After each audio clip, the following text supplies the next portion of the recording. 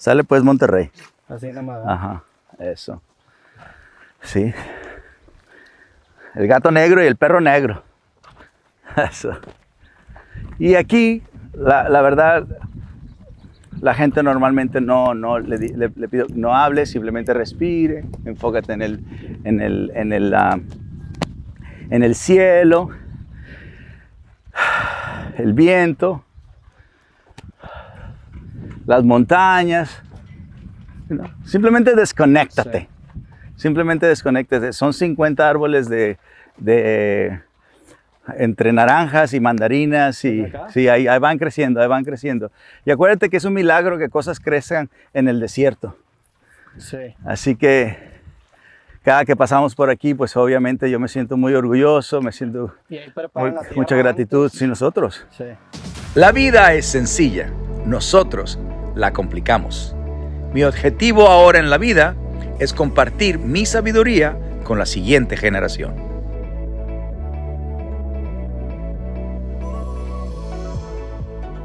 Bienvenidos de nuevo al podcast Better Human, Better Planet. Mejores humanos, mejor planeta. Hoy nos acompaña un invitado especial, presentador de podcast y propietario de un canal de YouTube con más de 2.4 millones de suscriptores. Un exitoso autor quien se une a nosotros aquí en el rancho viajando desde Monterrey, México. Él es mi nuevo amigo, Roberto Martínez. No sé por qué hablo así. O sea, mi familia como que tiene esa voz. Esa vocecilla. Sí. También en Monterrey me imagino que también hay gente que habla así. ¿Sí? O sea, yo no lo había notado hasta que empecé a hacer videos que me dicen, ¿qué pedo? ¿Por qué hablas así? Ajá. Pues no sé, también a lo mejor tengo no sé, en la lengua le hago mucho así. Ajá. No sé. Está bien. Bueno, ¿por qué creativo? Porque se me hizo un paraguas lo suficientemente amplio para poder hablar con muchos tipos de personas. O sea, si en un principio, realmente cuando empecé el programa, mi meta era hablar con músicos, pero sabía que si le ponía algo relacionado a músico, en un futuro me iba como a amarrar un poco las manos. Entonces, creativo se me hizo un nombre lo suficientemente amplio para invitar a cualquier persona, porque cualquier profesión tiene un lente creativo. Y aparte se me hizo un poco irónico el nombre de que sea un programa de creatividad y se llame creativo, porque siento que es lo menos creativo que se me pudo haber ocurrido. Entonces me gustó también ese toque. Sí. Está súper. Sí. ¿No? Porque esa es la parte mental. Para mí, yo lo veo, que la creatividad viene de la mente. Con los animales tienes que ser creativo, porque yo rehabilito perros, ¿no? Y cuando llegué a los Estados Unidos fui creativo en el aspecto de, yo entreno humanos, rehabilito perros. Eso nadie lo había hecho, ¿no? Todo el mundo se había brincado, no era el primero que se brinca, ¿no? Entonces esa parte no es tan creativa, aunque es mucha creatividad que brincarse la barda y saber con quién te vas, con quién no te vas, qué comes, qué no comes. Por ejemplo, muchas veces dejaba que la migración me agarrara porque te dan de comer. ¿Te dan de comer? Sí, te dan de comer. Entonces esa es creatividad, ¿no? Una parte de Pero ¿cómo dejabas que te agarraban? O sea, pues te agarraba, pues me metía, me brincaba y yo sabía que ahí estaba el de la migración, pero traía un hambre por eso. ¿Sí me entiendes? La cosa era brincarse, ¿no? Pero la creatividad te dice, pues la policía mexicana no me va a dar de comer. Sí. Los americanos sí te dan de comer. Te dan tu coca y te dan un sándwich de bologna. Y sin nada, ¿no? No mayonesa, nada más. Pues sí. Nada más tu carbohidrato, tu sal y tu azúcar. Y ahí te esperas a que te regresen de regreso al borde. Sí, que eso digo, o sea, de una manera muy... A mí me gusta mucho definir la creatividad como de una manera muy coloquial, es encontrar ideas o encontrar conexiones que nadie ve a simple vista. Entonces, la creatividad definitivamente tiene mucho que ver con tu propio contexto, ¿no? O sea, porque incluso el arte es una serie de decisiones. Hay una cita que me gusta mucho de un músico que se llama Stravinsky que dice, entre más me limito, más me libero. Entonces, conociendo bien tu entorno, conociéndote muy bien como persona, como que conoces la cancha en donde vas a jugar, y la creatividad consiste en, con esa set de limitaciones, encontrar soluciones creativas. Uh-huh. Entonces, para mí la creatividad es eso, es ver ideas que nadie ve y tiene mucho que ver también con un entendimiento del contexto en el que estás. Por ejemplo... Pues no sé, o sea, yo creo que hay jugadores de fútbol que son creativos dentro de su set de reglas. Uh-huh. y creo que hay personas que son creativos dentro de su propia profesión, o sea, y a lo que voy es que tiene que ver mucho con entender qué estás haciendo y en qué estás jugando y ver la manera en la que puedes tú agarrar una idea que no necesariamente todos ven. Y por eso también la creatividad tiene mucho que ver con agarrar ideas de otra área de conocimiento, extrapolarlas y aplicarlas en tu misma área de conocimiento, ¿no? O sea, creo yo que la manera más sencilla de romper el bloqueo creativo es consumir, por ejemplo, cosas que normalmente no consumes, leer autores que normalmente no lees, ver deportes que a lo mejor normalmente no verías, porque te vas a reconocer en esos deportes o te vas a reconocer en esos autores y vas a encontrar algo que puedas aplicar a tu misma área de conocimiento. Y ahí se dan esas grandes disrupciones. Por ejemplo, en la programación hay un protocolo de congestión de datos que se llama TCP/IP, que es un protocolo que se usa en Internet para manejar datos, ¿no? Ese protocolo está modelado casi de la misma manera en la que las hormigas transportan su comida. Entonces, encontrar esas relaciones, para mí, es la creatividad. Y la conversación te permite exponer muchas veces ese tipo de relaciones, porque pues te empiezas a dar cuenta. Y me imagino que a ti también te ha pasado, pero a mí me ha tocado platicar con biólogos, con músicos, con, no sé, físicos, y te empiezas a dar cuenta que no somos tan diferentes. O sea, que las áreas de conocimiento son arbitrarias. A fin de cuentas, todo es conocimiento humano. Y la creatividad consiste en agarrar esas dos ideas lejanas y juntarlas. Para mí eso es la creatividad. ¿Quién te ha impactado de la gente que has entrevistado o que te ha nutrido, que digas, qué rico, cómo piensa esta persona? Pues creo yo que muchos, o sea, algo que me da mucho el podcast es que me permite, primero que nada me ha dado grandes amigos. Para mí lo más bonito del podcast es eso. Y también yo soy o sea, yo creo mucho en la idea de que no existe motivación más pura que el ejemplo. Y lo que me permite a mí en el podcast lograr ese tipo de motivación es platicar con las personas, porque cuando platicas con alguien lo humanizas. O sea, yo estoy platicando ahorita contigo, a ti nada más te había visto en televisión, te conocía pues de hace algunos años, y el hecho de platicar contigo y estar sentado contigo, de cierta manera te humaniza, en el mejor de los sentidos, y a mí me empodera, porque dices, no mames, esta persona que está enfrente de mí sí está muy cabrón, pero es un ser humano que tiene problemas, va al baño, caga, hace pipí, y eso te genera un empoderamiento muy bonito. Entonces hay muchas personas que yo de cierta manera las tenía idealizadas, la conversación las humaniza y a mí me empodera. Y pues ejemplos hay muchos, hay músicos que yo seguía cuando era muy chico, porque el podcast lo empecé cuando estaba más chico. ¿Qué edad tenías? Pues cuando empecé el podcast tenía 23 años. Qué chulada. Hace 7 años. Cuando empecé a hacer videos tenía 17 años. Pero el podcast para mí fue el formato en donde más me encontré. Entonces para mí fue, yo digo que los 300 y cacho capítulos de creativo que llevo han sido mucho mejor formación que mi carrera universitaria inclusive. Felicidades. Entonces, casi 300. Sí, casi, vamos ya en 350. Entonces para mí ha sido algo bien chingón. ¿Y hasta dónde lo vas a llevar o cuál es tu meta con el podcast? Pues no sé, a mí lo que me gusta del podcast es que yo lo clasifico mucho como un acto de voyeurismo.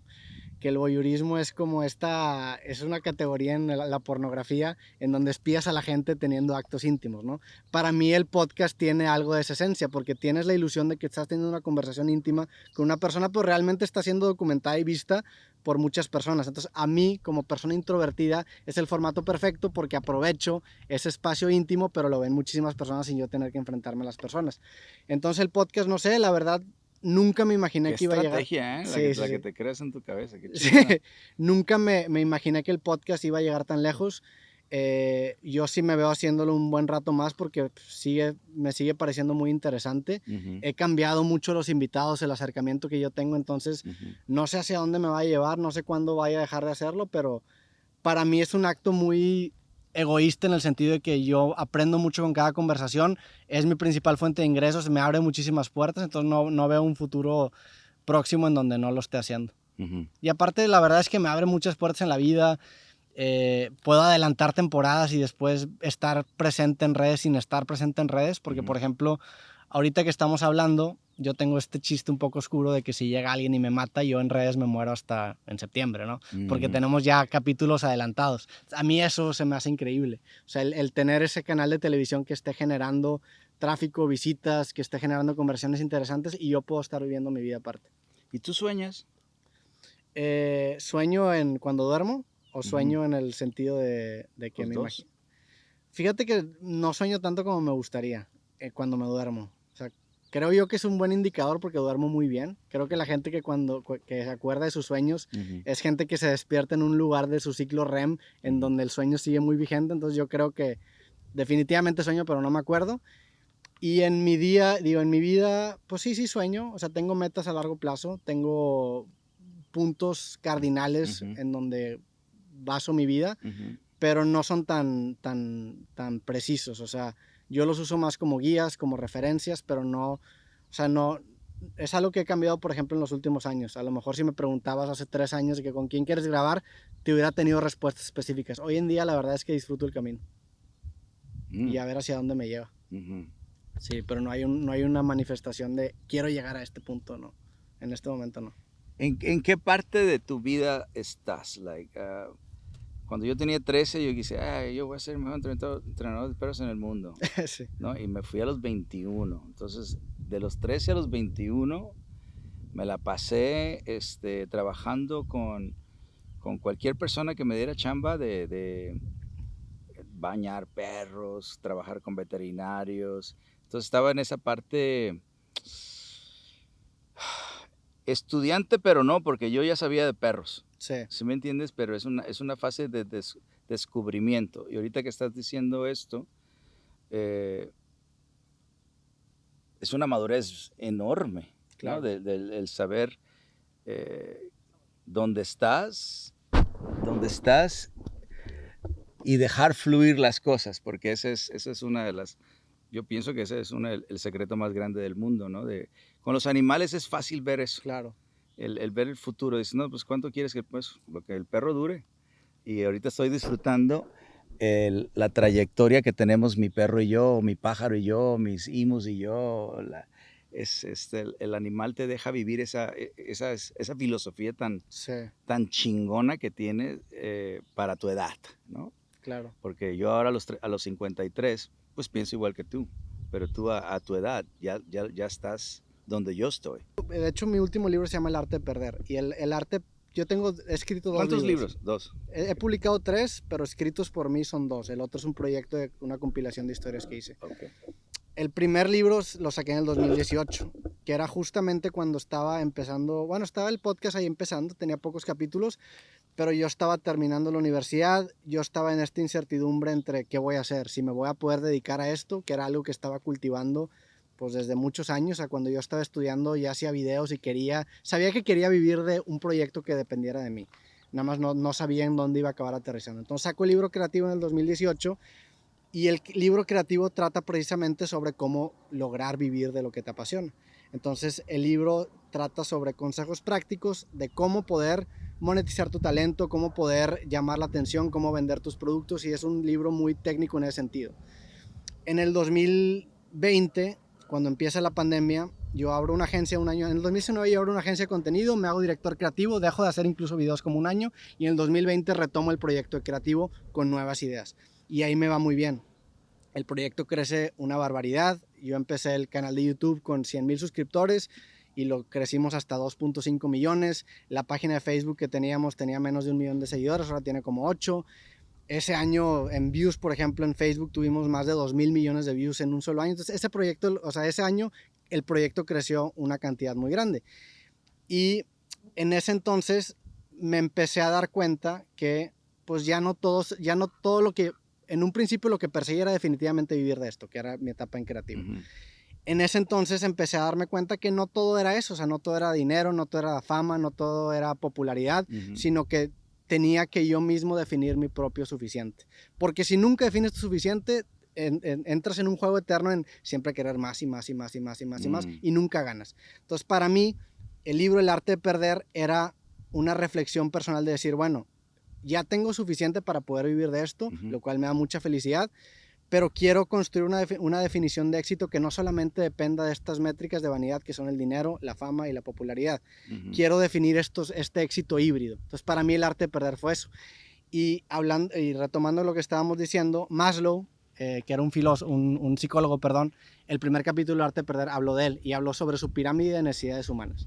Y en esta pirámide de necesidades humanas, él habla sobre cómo los humanos tienen una serie de necesidades que las puede clasificar, creo que eran 5 niveles, y tú no te puedes relacionar con las necesidades del nivel de arriba si no has saciado las de abajo. Entonces, por ejemplo, las necesidades más básicas tienen que ver con alimento, con tener agua que beber, y una vez que tienes esas saciadas ya puedes llegar a necesidades más elaboradas, ¿no? Que el siguiente nivel sería, bueno, un techo donde vivir, y luego ya que tienes eso, bueno, es de que, bueno, necesito aprobación social, y empiezas a generar estas necesidades o estos escalones en donde finalmente llegas al punto en donde llegas a las necesidades más elaboradas, que Maslow le llama necesidades de autorrealización, que esas necesidades llegas cuando tú tienes estabilidad económica, tienes estabilidad social, tienes unas ciertas necesidades ya cubiertas que te permiten llegar a estas necesidades. Y lo curioso de estas necesidades es que se miden de una manera distinta. Estamos acostumbrados a medir nuestras necesidades de una manera cuantitativa, es decir, más dinero, más seguidores, más agua, más comida, y estas necesidades no se miden de la misma manera, se miden de forma más cualitativa. Y lo difícil de eso es encontrar qué es lo que a ti te hace feliz. Y empieza a definir tu éxito de una manera muy personal. Y eso me pasó a mí en el 2021. Dije, bueno, no quiero ser el podcast más popular, quiero tener conversaciones que yo considere interesantes, quiero mantener este proyecto vivo, pero no todo se trata de números, no todo se trata de dinero. Entonces ahí fue en donde llegué yo a esa etapa de decir, pues nada más quiero disfrutar el camino, o sea, quiero vivir una vida bonita, quiero disfrutar la vida mientras está pasando y no voltear a ver mi camino en 10, 20 años y decir, no mames, no lo disfruté. Y lo relaciono mucho, hay un filósofo que se llamaba Alan Watts y él tiene una reflexión muy chingona. Entonces tú lees un chingo. Pues para los libros, o sea, tengo etapas de investigación que después los acabo consolidando en mis libros y ahí saco mis referencias. Entonces por ejemplo, esta reflexión me gusta mucho, es de Alan Watts y Alan Watts habla sobre el sentido de la vida o sobre la vida en general. Y él dice, nosotros crecemos en una sociedad en donde tenemos caminos por default. Digo, lo estoy parafraseando, ¿verdad? Sí, pues donde tenemos caminos por default. Y la inercia que nos da la sociedad es que tenemos una meta en la vida, ¿no? Porque crecemos y lo primero que tenemos que hacer es estudiar. Y luego cuando estudias te tienes que graduar, y luego tienes que trabajar, y luego te tienes que casar, y luego te tienes que tener hijos, luego te tienes que jubilar, y luego te tienes que morir. Entonces tenemos esta concepción de la vida que es un camino que tiene una meta final. Sí, que alguien hizo. Exactamente. Y él dice, la vida no es así. O sea, el significado de la vida no es llegar a un punto en específico. Es como la música. El objetivo que tú tienes al escuchar una canción no es llegar al final de la canción. No, ese no es el objetivo. El objetivo es bailar mientras la música esté sonando. Entonces, esa abstracción de quitarle el enfoque a la meta y disfrutar el camino es lo que yo he intentado hacer estos últimos años. Y ahí es en donde se hace cambio. Exacto. Sí, eso es la verdad lo que he cambiado. Fíjate, la gente con los perros les gusta mucho que nazcan, no disfrutan la vida y se enfocan en la muerte. Entonces no disfrutan el medio. Sí. No, sí celebran un cachorro nacer. Es una metáfora, ¿no? De lo que tú estás diciendo. Pero la parte del medio, que es la que tú estás hablando, pues es nacer, crecer y morir, ¿no? Eso es para todos. Esa es la parte donde el humano tiene problemas. Claro. Porque la parte de nacer, pues qué bueno, ¿no? Dios te dio la oportunidad. La parte de morir, pues no sabes cuándo. Cuando te toca, te toca. Sí. ¿No? Pero esta es la parte que tienes control. La parte del medio, la parte del tu cuerpo, tu mente, tu corazón, tu espíritu. Eso tú tienes control completo. Completo control. Yo lo veo de espíritu primero, instinto segundo, todo lo que estás diciendo, el agua, esa es parte del instinto, o esa es parte del espíritu, esa es parte del corazón, esa es parte de la mente. Entonces yo lo pongo, así como ellos pusieron la pirámide, yo lo pongo en un cuadrito, ¿no? Para que la gente de los perros lo entienda. La gente de los perros quieren hacer love. Love o amor es lo último que pasa. Todo el mundo quiere love. O el amor, pero lo primero es la confianza, lo segundo es el respeto. Entonces sí hay fórmulas, claro, ¿no? Y esa es la parte que me tocó escribir a mí, la parte de la fórmula, cómo el humano se conecta, se comunica y se relaciona con un perro para que tenga una vida natural, simple y profunda, que es la que te oigo decir, dinero, fama y poder. Sí. Y eso es lo que te dicen que tienes que enfocarte, porque también a un punto yo me me extravié y me fui a eso, porque estando aquí en los Estados Unidos, si te dejas guiar por personas que están buscando eso contigo, porque yo era la gallina de los huevos de oro, ¿no? Entonces, pues te meten ahí, te meten ahí. Y yo venía al natural, simple, profundo. Esto es lo que, para lo que yo nací, Sí. ¿no? La conexión espiritual que yo tengo, una voz que se aparece de vez en cuando, es la que me ha guiado a decir a los 13, di que quieres ser el mejor entrenador de pesas del mundo. A los 21, vete a Tijuana para que te brinques. Y era un diciembre 23. Sí. Entonces llega la voz, pa, pa, pa. Y me he dedicado a escucharla y no decir por qué, no preguntar con mi mente ni nada, simplemente dejarme guiar. Esa parte la estoy oyendo tuya, pero de una forma súper intelectual, de palabras intelectuales que nunca he oído en mi vida, ¿no? Nunca he oído a una persona joven describir donde yo estoy con tus palabras. Qué cabrón. Con tus palabras. También en tu caso, digo, tienes el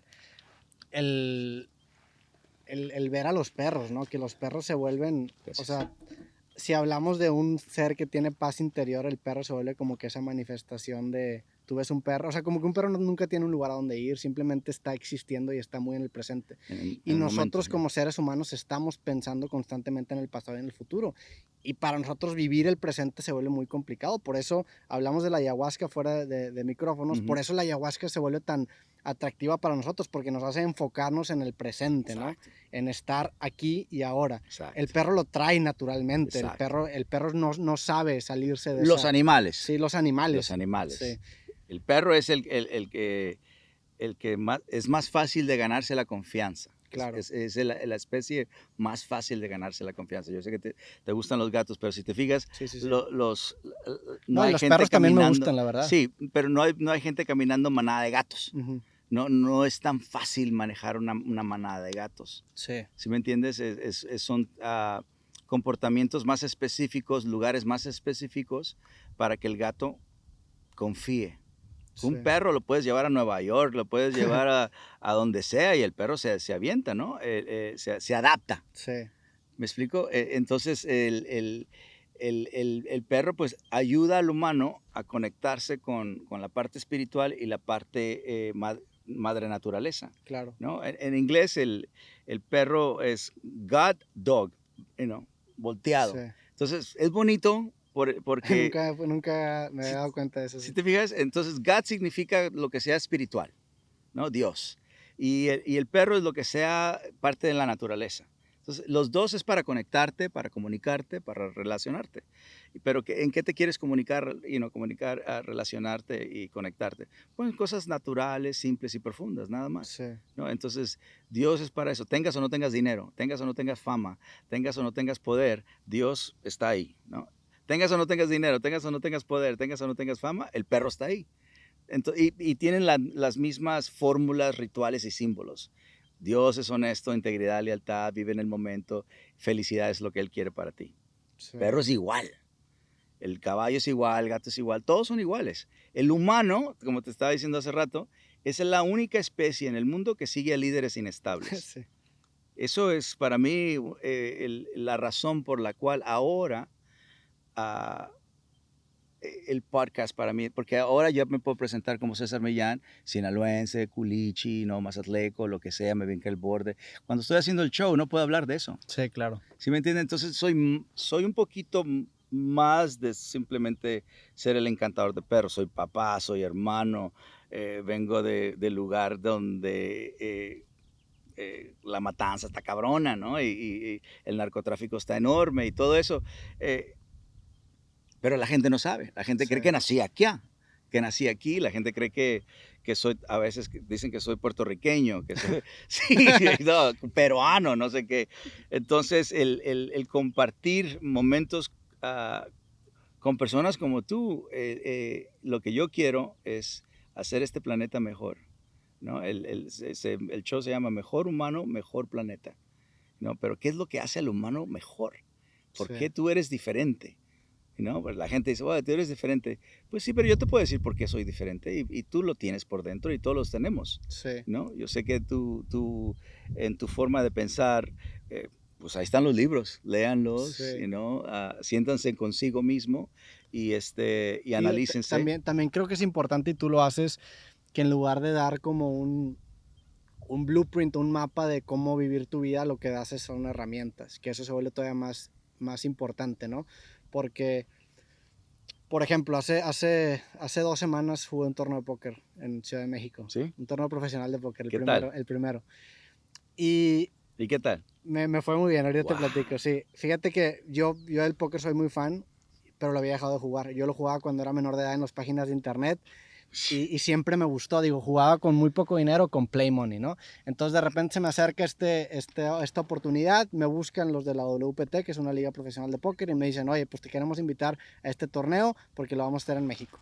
Entonces yo no tenía experiencia de haber jugado un torneo profesional de póker. Llego, voy con la persona que me invitó, que es un profesional de póker, y me dice, pues mira, yo no es que pueda jugar por ti o no te puedo decir cómo reaccionar, simplemente te voy a dar estos consejos que tú úsalos como herramientas para enfrentar tu torneo. Entonces, creo que la vida es muy Wow. similar. No le puedes decir a alguien, oye, pues tienes que jugar de cierta manera porque ni siquiera sabes qué mano les va a tocar. Exacto. Lo que le puedes dar son herramientas concretas para enfrentar las situaciones. De que, Exacto. oye, pues estas personas son profesionales, te van a ver de cierta manera. Entonces, este es el rol que tú vas a jugar en la mesa y tú con esta información tienes que intentar contar historias que la gente se crea. Entonces, creo yo que la vida es muy similar porque es muy fácil caer, y en las conferencias me pasaba mucho, en algo que se llama hindsight bias, que en español sería la falacia del historiador. Que el hindsight bias es decir, es voltear a ver hacia el pasado y decir, mira, yo te voy a contar la historia de mi vida y te voy a explicar por qué llegué al lugar en donde estoy. Cuando eso realmente es falso, o sea, hubo demasiadas cosas que tú no controlaste, hubo una cuestión de suerte, de timing, que ocasionó que tú llegaras al punto en donde tú estás. Entonces, si tú cuentas tu historia, pues eso ya no va a ser muy práctico. Si tú das herramientas que te ayudaron para resolver ciertas disyuntivas en la vida, eso se vuelve mucho más compartible porque la gente puede usar las herramientas para resolver su propia situación, ¿no? Para mí se me hace algo más valioso. Y fíjate, ahorita que estábamos hablando sobre los perros y sobre quitarle como el énfasis a la meta final de la vida, creo que mucho de ello se desencadena por esa conciencia que el ser humano tiene de su propia mortalidad, ¿no? Porque el ser humano... Y el ser humano sabe que se va a morir. O sea, tú y yo sabemos que nos vamos a morir y que el mundo va a seguir independientemente que nosotros estemos o no aquí. Un perro no tiene esa realización. Un perro no entiende que cuando él se muere, el mundo sigue. Como que el perro cree que él se muere y el mundo se acaba porque la luz se apagó para él, ¿no? Entonces, esa realización, y hay un libro muy bueno, esa realización tiene el potencial de volvernos neuróticos. Entonces, Ernest Becker escribió un libro en los 70s que se llama La negación de la muerte. Y en este libro él dice que el hecho de que el ser humano sea consciente de su propia mortalidad tiene el potencial de volverlo un neurótico. ¿Por qué? Pues porque está pensando en que se va a morir todo el tiempo. Entonces, ¿qué puede hacer el ser humano? Se puede engañar. Entonces él dice, el ser humano se tiene que engañar para solucionar la neurosis de la muerte. Y él dice, ¿cómo se engaña el ser humano? Pues hay 3 alternativas muy comunes para engañarse. La primera es la religión, en la que tú te cuentas esta narrativa de vida, que si tú la sigues al pie de la letra, tienes vida eterna o te va a ir bien en el afterlife, entonces así solucionas el problema de la muerte, que funciona. Sí. La segunda es el amor, en el sentido de que tú puedes tener una pareja y la diosificas, la idealizas y le generas como este sentido de la vida gracias a esta persona, o incluso el amor de tus hijos. O sea, tú te mueres, pero tus hijos van a mantener tu semilla vigente, ¿no? Vas a vivir a través de ellos, ¿no? Y la tercera, que a mí honestamente se me hace la más interesante, es la del arte. El artista tiene la puñeta mental de que él va a morir, pero la gente lo va a recordar por su trabajo, por el impacto que tuvo en el mundo. Entonces, creo yo que es la manera más noble de perseguir la negación de la muerte, porque cambias la vida de las personas, ¿no? Gracias a que nosotros intentamos negar la muerte con el arte, pues tenemos podcast, tenemos programa de televisión, tenemos micrófonos, tenemos iPhones, tenemos todas estas cosas que alguien sintió la necesidad de hacer porque existía como que este miedo implícito a la muerte. Digo, ese es un libro que lleva ya mucho tiempo de haberse publicado, pero se me hace interesante ese acercamiento. Y creo yo que los perros o los animales en general, al no tener ese entendimiento de que se van a morir, quizás no sientan por eso esa necesidad de querer probarse a sí mismo mientras están vivos. Entonces es lo interesante, ¿no? Porque pues de cierta manera los envidias, dices, qué bonito, y Sí. que hasta aspiras a llegar a un lugar de vivir en el presente, pero al tener nosotros esta realización de nuestra mortalidad, nos es difícil sentarnos y estar calmados. Esa es la parte caótica, la parte Sí. confusa, la parte de no practicar felicidad, que de una forma u otra venimos a experimentarla, ¿no? Porque ya estaba esa parte caótica, ya estaba esa parte que no tenía felicidad, esa parte donde el humano estaba confuso, ¿no? El perro refleja cómo el humano vive. Si el Sí. humano es caótico, el perro se hace caótico. Si el humano está infeliz, el perro está infeliz. El humano está confuso, el perro está confuso. Entonces, cuando yo llego a la casa de las personas, nomás tengo que ver al perro. Y el perro es como el snitch. Sí. El perro te dice la energía, la filosofía, las acciones sin decirte una palabra. Los humanos te dicen la historia, Sí. ¿no? Te dicen la historia, no la realidad. Y entonces al regresar a ayudar al humano, bueno, vamos a empezar con lo más simple que tiene que existir. ¿Cómo te sientes? No, es que mi perro... No, ¿cómo te sientes? Pues es que estoy tenso, ok, vamos a trabajar en eso primero, ¿no? Por eso el enfocarse en tu energía, y me gusta como tú te enfocas en tu energía, te vas y buscas estas personas, estos filósofos, pero tú traes lo que tú quieres ser, ¿no? La parte donde todavía el mundo no te da tu título. Todavía no te lo han dado. Pero te van a dar un título. A mí me pusieron el Dog Whisper, ¿no? Te van a poner que lo que traes está rico.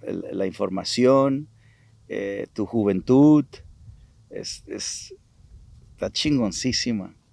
Tu forma de ver la vida. ¿Qué es lo que te gusta de México?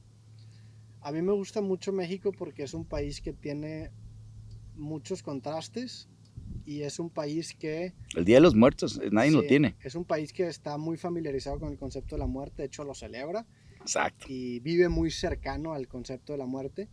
Y es un... Fíjate, el primer libro que publiqué, que ese fue el que no lo escribí yo, se llama México Lindo y Querido Diario. Y ese proyecto lo saqué en el 2017 y es una compilación, es como un diario colaborativo. O sea, yo abrí una página de internet y le dije a mi audiencia que me escribiera cómo era un día de su vida.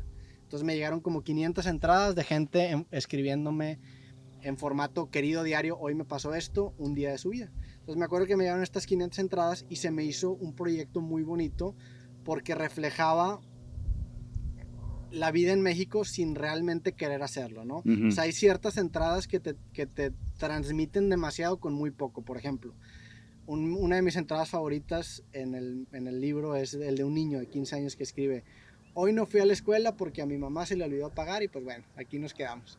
Como que sí pasa, ¿eh? Que sí pasa. Yeah. Pero esa entrada con tan poco te dice tanto. O sea, te dice cómo se percibe la educación en México, cómo la perciben los padres, cómo la perciben los hijos, y como que te da tanta información con muy poco texto, ¿no? Y creo yo que eso, o sea, México tiene como que una variedad. O sea, México creo yo que resalta muchas cosas de lo que significa ser humano, porque tenemos una cultura muy calurosa, muy empática, muy fiestera, que convive mucho con su propia mortalidad, pero también tenemos este temor por la parte violenta que tenemos en el país. Entonces, ese contraste te genera una riqueza de personalidad que es muy difícil encontrar en otras partes del mundo, ¿no? Creo yo que México, desde el posicionamiento geográfico que tiene, que es un posicionamiento geográfico muy privilegiado en el sentido de que hay muchísima variedad de ambientes en el país, le da un toque, un sazón muy distinto a los demás países. Entonces a mí me gusta mucho México porque te da pues no sé, hablamos del concepto, por ejemplo, de street smart, ¿no? Uh-huh. Que en México, viviendo en México, conoces mucho de cómo funciona la vida, que a lo mejor en Estados Unidos no tendrías ese mismo conocimiento de calle que te dio el haber crecido en un país como México. Uh-huh. Entonces, creo yo que es una muy buena escuela. Creo que definitivamente tiene muchos problemas también, y hay cosas en el país que no me encantan tanto. ¿Cómo? Pues el tema, por ejemplo, de la corrupción, de la inseguridad, la violencia. ¿Tú crees que eso pueda cambiar? esperaría que sí. O sea, esperaría que sí, porque si es, pues es un tema duro. O sea, quieres abrir un restaurante, tienes que estar preocupado por el cobro de piso. O sea, son cosas que también son muy negativas dentro del país, pero es parte de lo mismo. Yo esperaría que pudiera cambiar, pero lo que sí es que... ¿Pero lo ves? Lo veo Yo sé que hay que ser positivo, ¿no? Porque milagros sí existen, Sí, yo soy uno, sí, claro. pero sí, ¿tú crees que México pueda cambiar esa forma esa filosofía de vida? Yo me gustaría pensar que sí. La verdad, digo, es un salto de fe, me gustaría pensar que sí. No sé qué tan rápido, no sé si nos toque, no sé, no sé, o sea, no sé, pero me gustaría pensar que sí, la verdad. O sea, ¿Tú has visto un cambio en tu generación?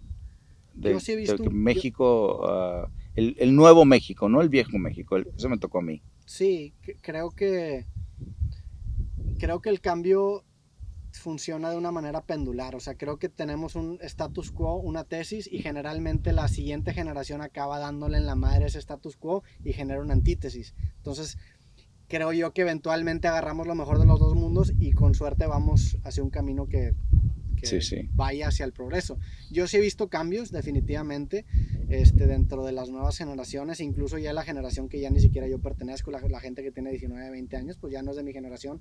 Hay un cambio de mentalidad distinta a la mía, no sé si buena o mala, pero distinta a la mía, y creo yo que esa sacudida de ideología acaba sirviendo muy bien al país.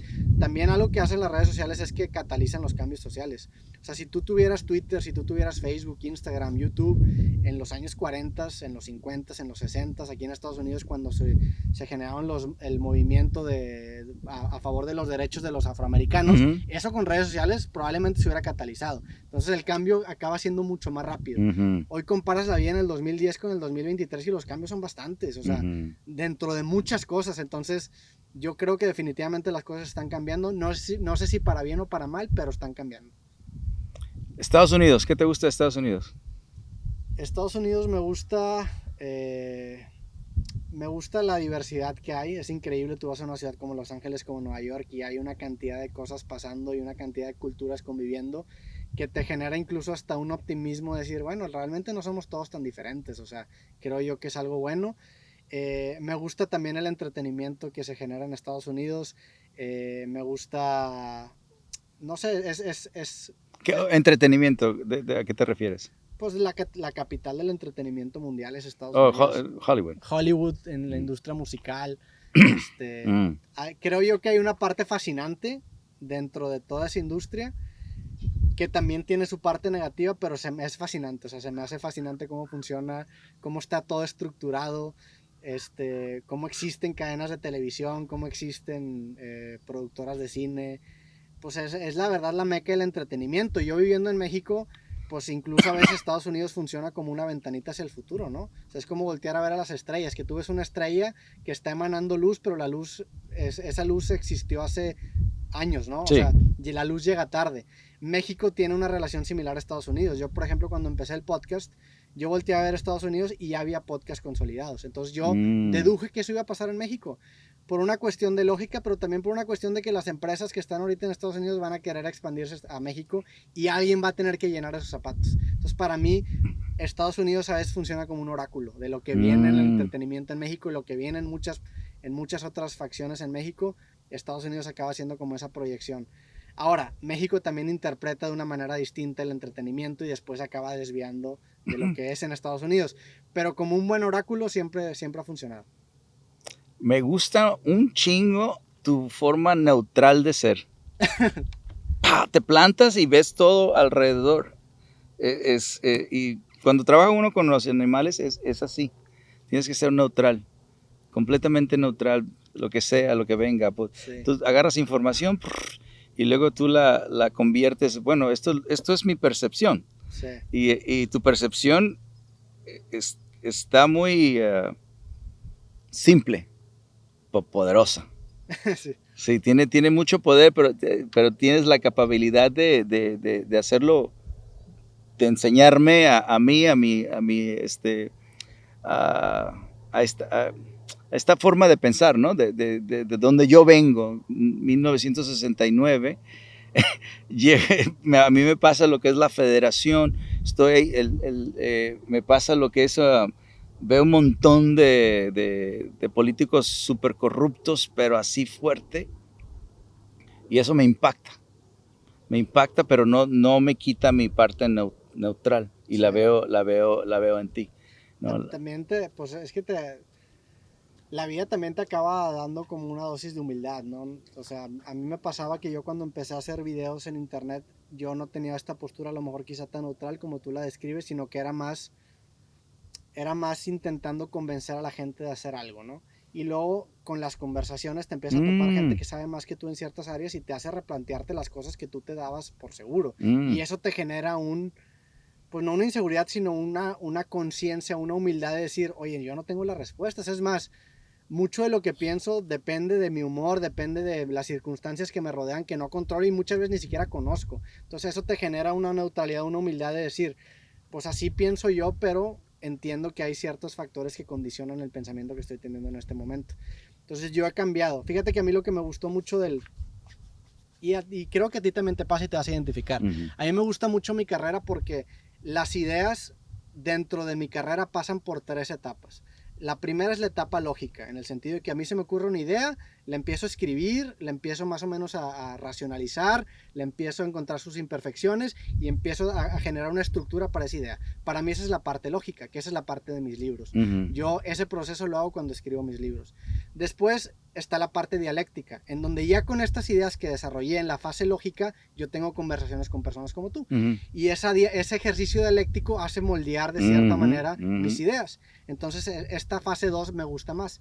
Y la tercera es la fase retórica, en donde ya después de tener esta fase lógica y esta fase dialéctica, soy capaz yo de a lo mejor pararme en un escenario, dar una conferencia o a lo mejor generar un video hablando directamente a la cámara y compartir mis conclusiones. Pues lo bonito de esta carrera es que pasas por esas 3 etapas.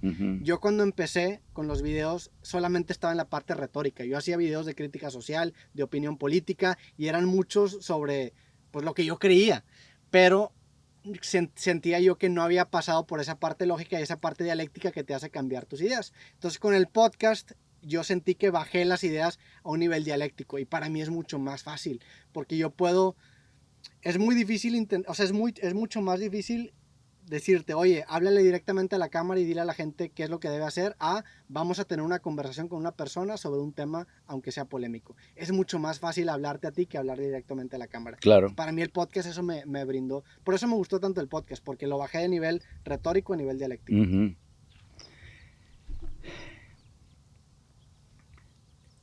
Estamos hablando sobre el Calm Surrender, Happy Go Lucky, Calm Confident. ¿Lo ves? La parte humilde que dices es la Calm Surrender. Sí. Es dices, la parte humor, mi felicidad, el Happy Go Lucky. Y cuando ya empiezas a hablar y decir y dar tu opinión, sin decir esto es la ley, es tu Calm Confident. Sí. ¿Sí te fijas? Sí. Yeah. Entonces, esos tres formas de ser o de estar mentalmente, your state of mind, eso es lo que un perro necesita. Es todo. Y si un humano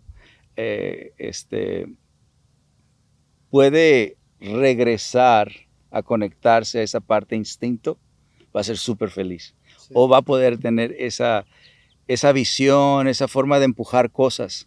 Sí. ¿Sí me entiendes? Porque tú vas y aprendes, pero te conectas a tu Calm Surrender. Y te gusta un chingo. That's your Happy Go Lucky. Y vas y that's your Calm Confident. Sí. Ese es tu liderazgo, tu aprendizaje, tu entretenimiento.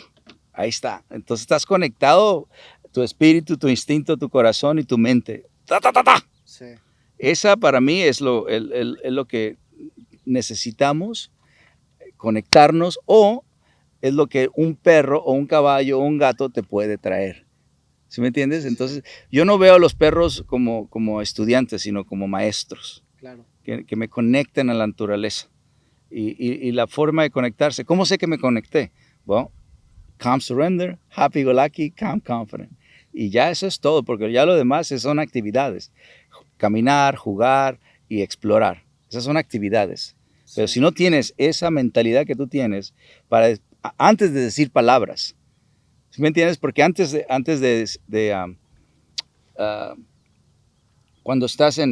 cuando quieres aprender algo, tú tienes que entrar a tu calm, a tu forma relajada y mente abierta. Ese es el calm surrender. Sí. Eso es súper importante para aprender y escuchar las personas o sanar. Si tú quieres sanar, aprender y escuchar, tienes que llegar al calm surrender. Sí, claro. Si quieres disfrutar la vida, tienes que entender el happy go lucky. Y si quieres mover cosas en la vida, tu calm confident. Que eso precisamente conectándolo con el tema de creatividad es lo que yo defino como creatividad, o sea, el encontrar en otras cosas a ti mismo, ¿no? Pues ahorita tú lo estás relacionando con tu área de expertise, que son los perros, Yeah. pero esa era un área completamente distinta. Sí. Y precisamente agarrar ese conocimiento, sacarlo de esa área y aplicarlo a tu propia área, Ándale. para mí eso es la creatividad. Eso. Y eso es lo interesante, la verdad. O sea, a mí realmente lo que busco yo con las conversaciones es encontrar precisamente esas cosas, porque hay ciertos patrones que independientemente del área de conocimiento se repiten, ¿no? Y eso, Ujú. no sé si llamarle verdad, pero hay algo ahí de verdad, entre comillas, que se me hace muy interesante, ¿no? Y esa verdad puede estar sustentada por principios matemáticos, algo ahí que hace que todo se conecte. Por ejemplo, existe una geometría dentro de un acorde mayor en la música. En un acorde mayor son 3 acordes que están relacionados por cuestión matemática, pero generan un sonido que para el ser humano lo interpreta como felicidad. Uh-huh. Sin embargo, un acorde menor lo tocas y es como tristeza. Hay algo ahí, hay una metanarrativa en esa geometría de los acordes que se replica en una geometría visual que se replica en muchas otras cosas. Entonces, para mí, encontrar esos patrones mediante la conversación se vuelve lo más interesante. Exacto. Porque es a lo que voy con lo que, a fin de cuentas, todo es conocimiento humano. O sea, creo yo que hay patrones que, independientemente de dónde los desarrolles, son patrones que tienen algo de verdad, ¿no? Exacto. Y lo vemos en muchas cosas. O sea, tú, por ejemplo, volteas a ver a la ciudad desde un avión y la ciudad parece un circuito. Uh-huh. O sea, ¿cómo puede ser posible que algo tan grande esté relacionado con algo tan chiquito? Uh-huh. Y son relaciones que existen. Y esas metanarrativas es lo que a mí me gusta explorar, descubrir, y para mí ese es como el ADN de la creatividad, Wow. las metanarrativas. Lo vi. Sí, sí. Lo vi. Sí, sí, sí. ¿Has caminado diferentes animales o nomás gatos? Yo tuve un perro por toda mi infancia. ¿Sí? ¿Pero lo caminaste o no? ¿Caminar a qué te refieres? ¿A sacarlo a pasear? Ajá. Sí, sí lo sacaba a pasear, no tanto la verdad, pero sí lo sacaba a pasear. Lo sacaba más mi mamá o mi hermana, pero sí. Pues vamos a ver la energía que tienes. Sí, sí, sí, pues un poco nervioso porque los perros ahora sí que no. No, pero no nomás con perros vas a caminar, Con vas a caminar animales. con lamas y toda la manada grande. Buenísimo. Ya. Sí. Vamos. Vamos a caminar. Ah, mira. Fíjate, ahí es cuando la parte instinto sale. Tu instinto está haciendo esto. El instinto debe ser más acá. Así, más. Ajá, sí. Este es calm Sí, confident, ¿no? ándale. Entonces, tú hiciste más flight. Ya. Es más. O sea, la llama cree que soy un culo. Claro. Un poco, sí. Ándale. Entonces, el agarrar correa, así mira. Ya. Sí, vas así. Más para abajo. Sí, porque vas tomando una posición tensa y es calm, confident. Ya. ¿No? La correa corta, pero no tensa. Entonces el humano cuando camina así. Y ahí le estoy transmitiendo. Sí, exacto. Sí, de que algo ¿Sí como que se puso nerviosa, que algo va a pasar, ¿no? Exacto. Entonces ellos tienen la posibilidad de reaccionar fight, flight, avoidance. ¿No? Entonces ahí eso es importante hablar sobre la energía, pero los animales te hacen practicarla. Sí. ¿No? De una forma natural, simple, profunda, antes de que tengas hijos. Camínate una manada de perros. Sí, ¿no? porque responden Conecta, ellos. sí. El feedback es visual. Sí, tus hijos van a hacer instinto antes de ser intelectual. Sale pues Monterrey. Así nomás. Ajá, eso. Sí. El gato negro y el perro negro. Eso. Y aquí, la verdad, la gente normalmente le pido no hable, simplemente respire, enfócate en el cielo, el viento, las montañas, Simplemente desconéctate. Simplemente desconéctate. Son 50 árboles de entre naranjas y mandarinas. Y, acá? sí, ahí van creciendo, ahí van creciendo. Y acuérdate que es un milagro que cosas crezcan en el desierto. Sí. Así que cada que pasamos por aquí, pues obviamente yo me siento muy orgulloso, me siento Y ahí preparan la tierra mucha gratitud. antes. Sí, nosotros. Sí. Sí, son 50 árboles Sí, son que chingos. normalmente no crecerían ningún árbol de Aquí. limón o de naranja, pero ahí la llevamos. Y aquí llegamos a mi primer estatua El caballo. y un caballo, fíjate. Todo el mundo pensaría que debería ser un perro, pero no. La verdad que lo que me tocó fue un caballo. Y aquí la gente viene. No dejes, no dejes. ¿Me sigo caminando? Sí, sí, sí. Sí, sí, sí. Porque si se paran, síguele, síguele, eso. Mira, ahí te va. Así debería pasar. Si se paran, te controlan. Ya. Entonces, claro que pueden comer, pero tienen que comer. Ahí te va, fíjate. Sí, exacto. Ahí está. Ahí bloqueas. Ya. Entonces, ellos aprenden a estar en calm surrender. Mm. Si no se excitan y se mueven, entonces ellos pueden sienten tumbar a control. un niño. Pueden tumbar a una persona que no tiene mucha fuerza. Entonces, para que un animal esté seguro con alguien, tienen que aprender mucho el calm surrender enfrente de comida. Ok. Sí, sí, sí. ¿Ya? Fíjate que nunca he entendido por qué hacían los ejercicios enfrente de comida, pero ahora sí hace sentido. Ándale. Controlas la comida, o controlas amigos, o controlas juguetes, o controlas la salida en una puerta, por ejemplo. Esos son lugares que te dan mucho control. Porque Si tú- son las situaciones de más...